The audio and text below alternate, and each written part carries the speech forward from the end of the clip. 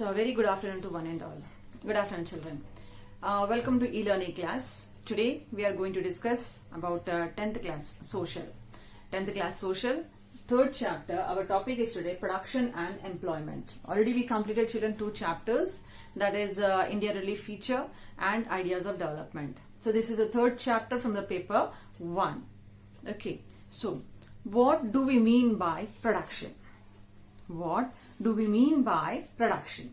Means producing any goods or services. What is employment?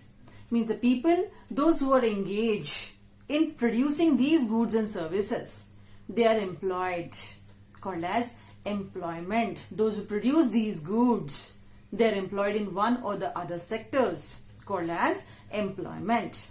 So children, this is a lesson where we are going to discuss about the 3 important sectors of economy, followed by the primary, the primary goods, intermediary goods, final goods, and then followed by, children, GDP, gross domestic product, then organized and unorganized sector. So first, let us start with the sector. As already you know, children, in economy, there are 3 important sectors are there. There are 3 important sectors: primary sector, secondary sector, and tertiary sector, which is also called as service sector. So let us first discuss about these 3 sectors. Children, when we call that a person is doing some work, some job, is employed, so definitely a person work in any one of these 3 sectors. So what are these 3 sectors? So the first one is the primary sector. Primary sector, it is related to nature. Primary sector, it is related to nature. Nature, like whatever we get from the nature. Like for example, agriculture. Agriculture comes as a first important, comes under primary sector. Followed by agriculture, there are many other activities there, children, that are also comes under the primary sector. So what are those? Those are agriculture, fishing, forestry, dairy, rearing, mining. You can take poultry. Poultry also comes under primary sector. So what is primary sector, children? Agriculture, fishing, also a primary sector, followed by forestry, then dairy, that is milk, selling of milk, rearing of animal, rearing of cattle, mining, and then poultry. All these are called as the primary sector of economy. What is secondary sector? Secondary sector is a sector that comes under the manufacturing and industrial sector. It's also called as manufacturing and industrial sector. Whatever the raw materials mostly that are supplied by the primary sector, that raw materials get turned into the final product by this secondary sector. So all manufacturing units and industries comes under secondary sector. So in the secondary sector, all these raw material that are supplied by primary sector. For example, agriculture is supplying, children, cotton. And that cotton is getting turned into the textile by this industrial sector. Agriculture is supplying, children, sugarcane. That is turning into sugar by this secondary sector. Then this sector is providing fishing. So the packing of those fishes, and in the number of varieties, dry fishes or the wet, that live fishes also they will sell, children, by this one. Forestry products that are provided by the agricultural sector.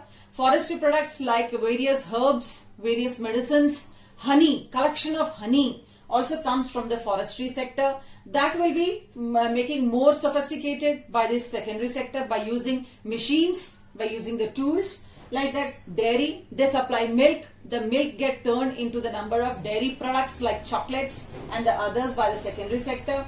Rearing of cattle, this sector they provide. Wool, that wool get turned into sweaters by secondary sector. Mining, different metals that they'll give, and the poultry also, children. So like this, children, secondary sector is completely depending on primary sector. Primary sector supply all those products, and secondary sector turned that one into a finished one by using tools and machines. By using tools and machines. Now, what is the third sector?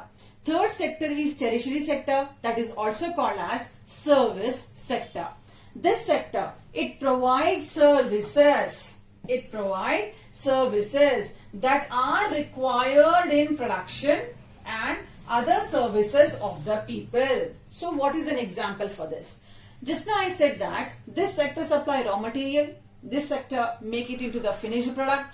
Then this finished product, who will take this finished product to the market? Definitely by the help of transport. We are in need of transport. So transport, we are in need of drivers, we are in need of all the transport members, those who supply all those products to the market. These two sectors required finance. In this sector, we get banks, financial institutions, etc. comes under the tertiary sector. Okay, like whatever the things that are required by the primary and secondary sector, tertiary sector provides services. Beside this, here we can find the services of some professionals like doctors, lawyers, scientists and the others. So these are the three important sectors, children, that we can say that without this, the economy is incomplete. That's why what I said, children, if we say that any person is working, so the person may work either in primary, secondary or in the tertiary sector, service sector. You can also say that these three sectors are interlinked. These three sectors are interlinked, are linked, connected to each other. Without one sector, other sector is impossible to do the work. Other sector is incomplete.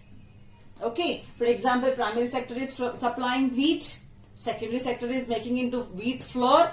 In the secondary sector, the secondary sector not only making into the wheat flour, they are turning that one into the what we call as biscuits. Thus, that biscuits get supplied to the market by transportation, by the help of drivers. So I hope it is clear, the interlink between the three important sectors of the economy. I hope it is clear, children. Okay, so after these three important sectors, the next that we have to discuss, children, is gross domestic product. We have to discuss the next important topic is GDP. GDP, or also called as gross domestic product. Also called as gross domestic product. This is very important one, children, for you. What is gross domestic product? So, the gross domestic product is nothing but total value of all the final goods and services. Total value of all the final goods and services. Okay, of all the goods and services in a particular year in a country is called as gross domestic product. Domestic, it indicates that those products should be produced in only our country, not outside. So other than our country products are not allowed in GDP. Okay, so all those goods and services, all the total value of final, so the definition for GDP, you can write it down, total value of final goods and services.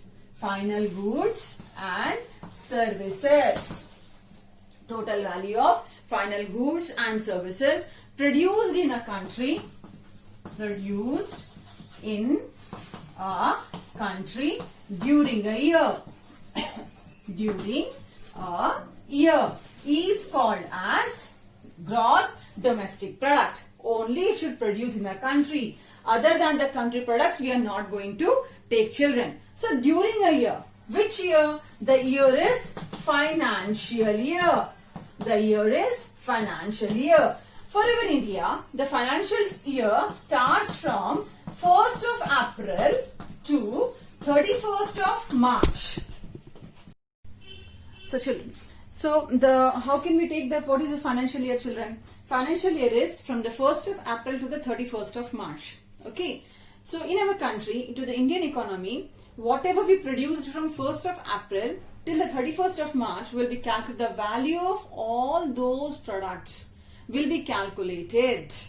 Okay. The total value of all those products will be calculated and that are called as gross domestic product. Whereas in US, the financial year starts from 1st of January to 31st of December. In US, The financial year starts from 1st of January to the 31st of December. So children, in GDP, everything whatever is produced is calculated. In GDP, everything whatever is produced is calculated. So what we can understand, who are producing? They are producing from primary sector, secondary sector and tertiary sector. So all the final values of goods and services that are produced in this by 1st of April to 31st of March from 3 sectors will be calculated, children, will be added to GDP.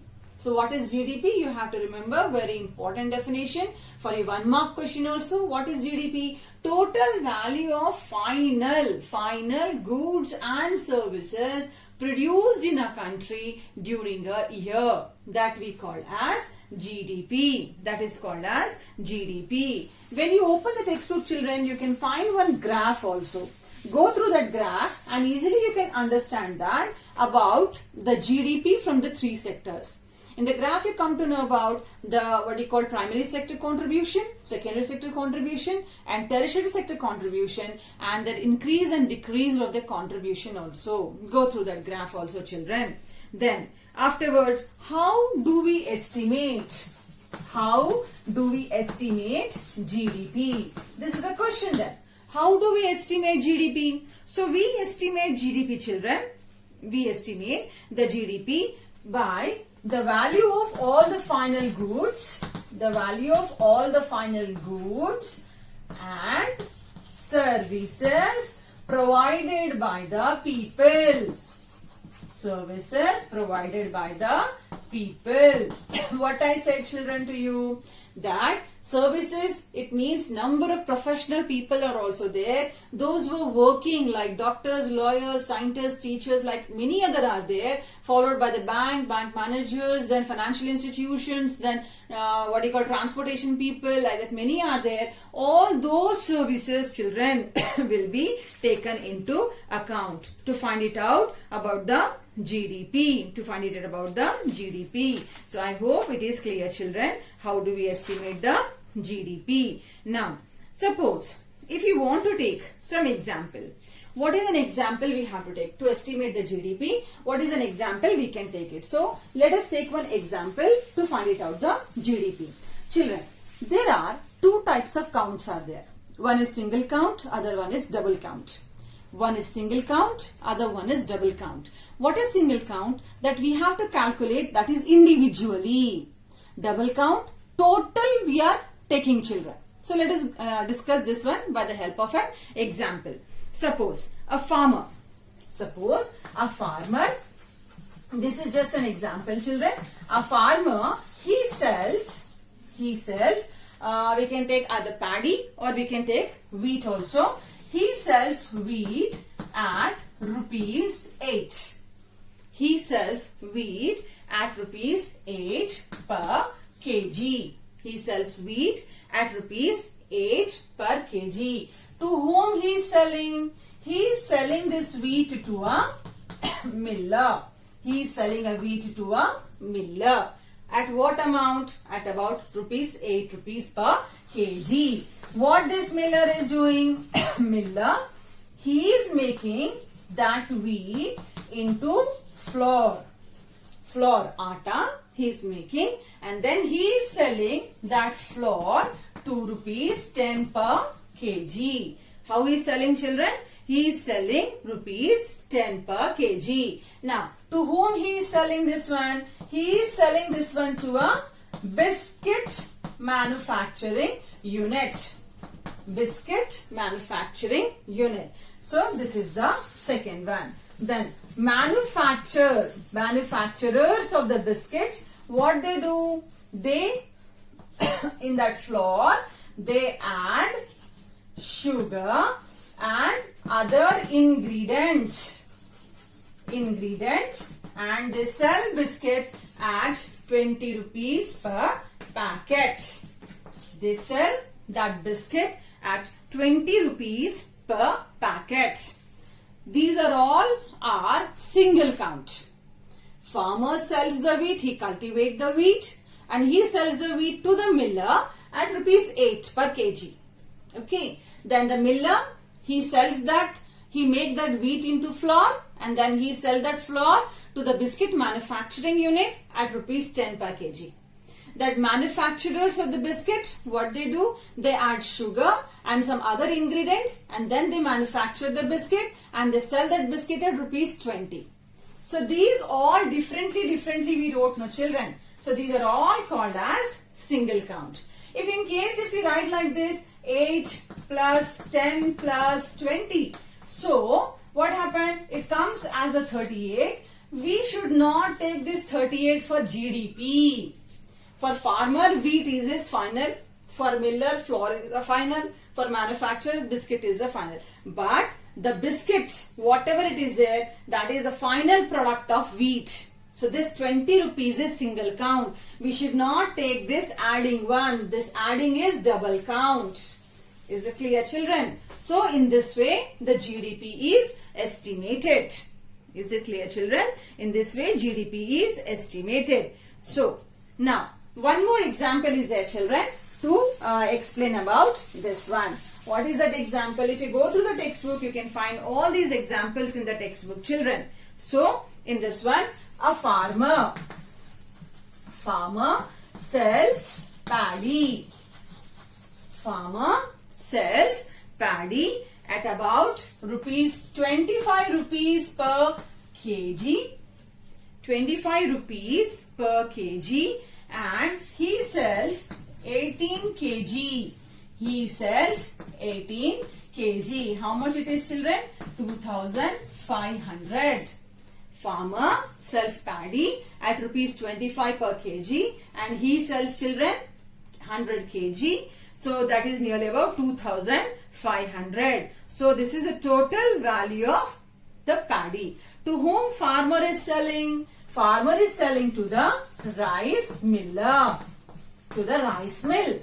So what that rice mill they are doing? Rice mill take that rice and they sell, they make the paddy into rice, children. Make the paddy into rice and sell, children, because when they make the paddy, they'll get the husk. So he sell 80 rupees per kg rice and 20 rupees per kg husk. Husk means what? That after the paddy, that all that what do you call that wastage, it comes out, no children. So that is, he sells, that is 80 kgs of rice, children. He sells 80 kgs of rice, not per, you remove it, 80 kgs of rice and 20 kgs of husk. How he is selling? He is selling 40 rupees per kg, and in this one he is selling 20 rupees per kg of husk. Okay, 80 rupees, he is selling 80 rupees kg, the 80 kgs of rice he is getting from 100 kg, and he is getting, children, if it is like this, it is, I think, clear. From 100 kg, he is getting 80 rupees, 80 kgs of rice he is getting, and he is getting 20 kgs of husk. This is over. So how he is selling? He is selling 40 rupees per kg rice and 20 rupees per kg husk, children. So the total amount that he is getting, children, we can take it right like this: 80 into 40, 20 into 20. So the rice miller, he is getting 3,200 for rice and then 800, 400 for what do you call husk. So overall he is getting 3,600. 3,600 he is getting for this one. So this is also finished. This is also finished. Then to whom he is selling? He is selling that rice, what do you call rice, to the hotelier, hotel person. The hotel person is converting that rice into idli and dosa. He is converted into idli and dosa, and he is getting, children, the final amount is 5,000. Okay, so farmer is getting 2,500, rice miller is getting 3,600, hotelier is getting 5,000. Just now you're getting the question. Whether a hotelier is getting the benefit of 5,000? No, children. Why no? Let me to explain to you. What is this one? What is the amount that a farmer is getting? 2,500. If I write here, 2,500 is for rice. The farmer is getting. Okay. Now what is this one? It is 3,600. 3,600, you just subtract this one. Because this is not his complete profit. Because he spent his money in purchasing the paddy. So after subtracting this one, children, this person, rice miller, he is getting just, children, as 1,100. Miller is getting just 1,100 benefit, the profit. Then what about this person? This person, he purchased rice. He purchased rice. With that rice, children, he made idlis and dosas. But not 5,000. You have to subtract 3,600 from 5,000. What is his profit, children? Hotelier, the hotel person, he is getting the profit of about 1,400. Hotel person, he is getting the profit of about 1,400. Is it clear? So this is a total, we can say that what you call that single counts. So these are all comes under, children, how the GDP is estimated. Now how the GDP is estimated? Farmers GDP is about 2,500. Rice mill estimated of GDP is about, because he made that one into the rice, paddy into the rice, is 3,600. But the hotelier is idli and dosa is 5,000. What it shows, children? Farmers paddy is there, no? This is the primary product. Okay, primary. This is what we call as primary product. This rice is called as intermediate product, because rice is, till we consume it directly, it is called as final. But now here rice is a intermediary, because with the help of the rice he is making idli and dosha. So in your examination, the main point in your examination, number of times this question was asked about what is a, what do you call, paddy. So paddy is a primary product. After getting this what do you call example, followed by rice, according to that example, it is an intermediate product. Means it is not a finished product. Not a finished product.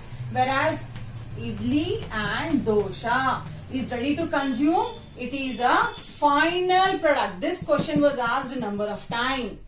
Suppose if you are taking this rice for consuming, directly eating to make it a rice, that time rice is your final product. But now you are using this rice for idli and dosha. So now rice is an intermediate product, not a final product, but idli and dosha, it is a final product for you. So for the clarification, children, you have to go through the textbook compulsorily. Is it clear, children? So I think now it is clear to all of you that GDP is calculated by all the final products of all the goods and services. So in that final products, children, what we find, number of primary products will be there and the intermediate products will be there, but we are calculating only final products. Okay, so GDP is calculating only for the work, paid work things, for goods and services. There are many services are there for which we are not paying. What are those services for which we are not paying? And that is also not counted in the gross domestic product. The services like cooking, cleaning, bringing up of the children, black money children, like that number of things are there that not comes under the GDP. GDP only works for the all the goods producing services, goods and the services produced in a year. Okay, so this is about the GDP. I hope it is clear.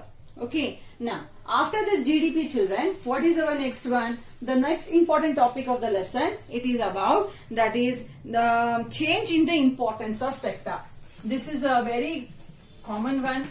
Change in the importance of sector. Children, as already I told you, there are three sectors are there: primary, secondary and tertiary or service sector. Primary, secondary or tertiary sector. There are 3 services are there, children. So now we find that whether anything are changing. Yes. Before the independence, we find that majority of population that depends on only agriculture. Majority of people that depends on agriculture directly or indirectly, and agriculture also contributed a lot. Without any modern techniques, agriculture at least that time was helpful to supply food. Okay, so primary sector, we find that this sector, it begins to prosper, and what happened?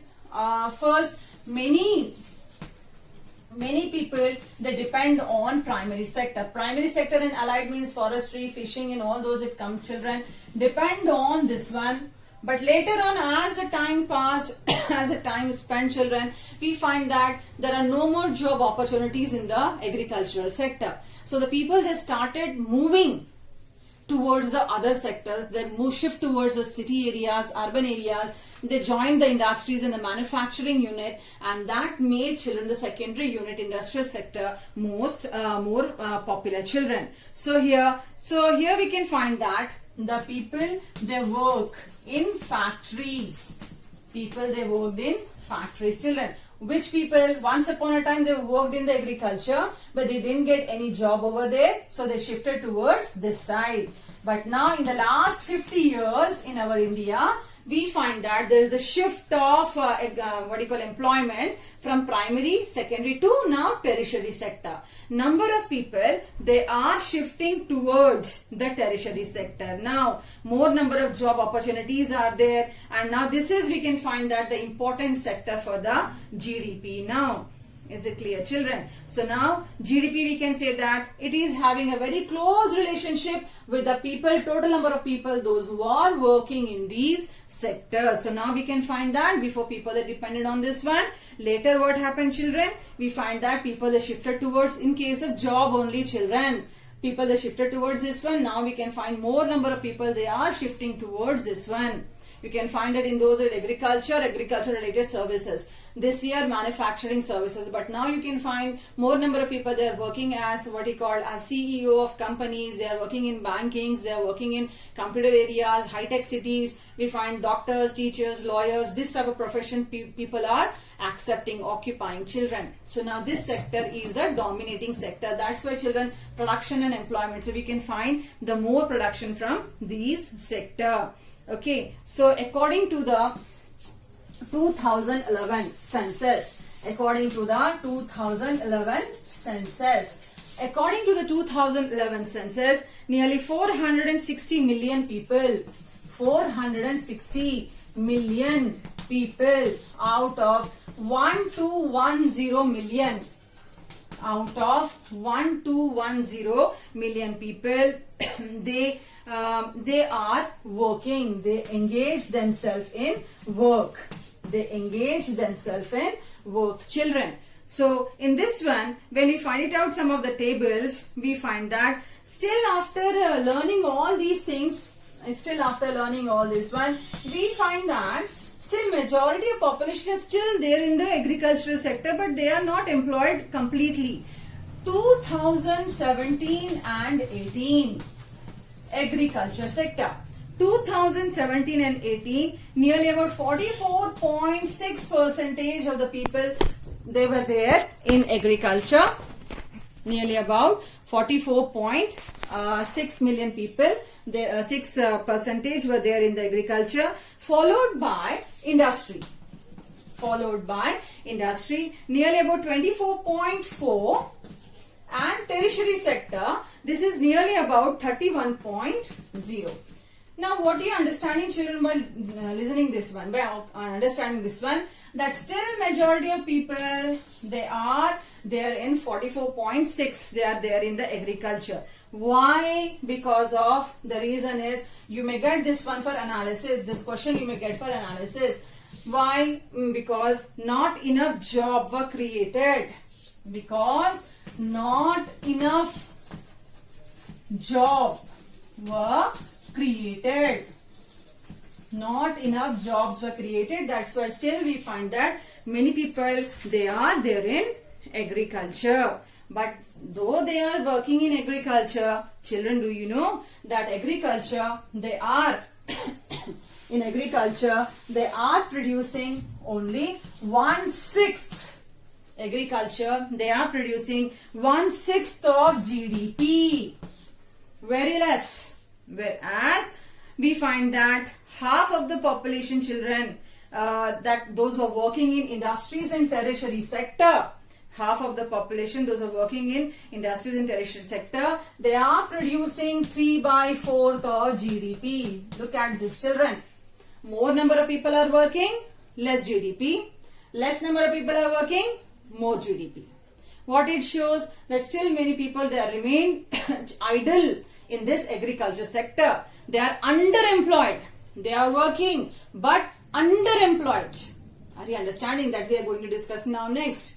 They are working but less than their capacity. They are getting less salary. If we remove these extra members also, production will not get affect. So more people are working, giving less GDP. Less number of people are working, giving more GDP. Is it clear, children, about all these things? So to explain this one, we have one example. What is that example, children, we are having? Let me give you one a case study. One lady is there by the name Gayatri. It is there in your textbook also. So that lady, she is having children. This is just a case study, children. This is just a case study. Gayatri, she is having 2 hectares of land. Gayatri, she is having nearly 2 hectares of land, children. This land is unirrigated. Means land is not having proper water facility in that one. And they depends completely on rain. They depend completely on rain. And all family members, they work. All family members, they work in this one. They grow, children, jowar and red gram. Okay, all are working. So now what happened? All are working, but their production is less. All are working, production is less. Suppose if one of the family member or 2 of the family member, they go to some other land. If they shift to other land and they work, if they work on other land also, children, the production of this one will not decrease because there are extra members, those who are working. Whereas if some members work on other land, they'll get extra income. Is it clear now, children? More people are working, less production. If you remove people also, production will not get affected. But if you remove people, these people will get extra income. That will be good for their family. Is it clear? I hope this example is clear to all of you. So what we call all the members are working but production is less, we call this one as underemployment. All are working but no use, no profit. If some of them they shift to other side, then we can say that there are some members they can earn from other side. Okay, this is the case study you can go through, children, from your textbook. Is it clear? So like that Gayatri, we find there are a number of families are there in our country, those who are working in agricultural areas like this, underemployed or disguised unemployment, we say, children, means more number of people are working than required. More number of people are working than required. That comes under the disguised unemployment. So this type of studies we can find more in our country in rural areas. So I hope this is clear to all of you. Okay, so the next topic, children, it is related to organized sector and unorganized sector. That is also very important 4 marks question, children, for you.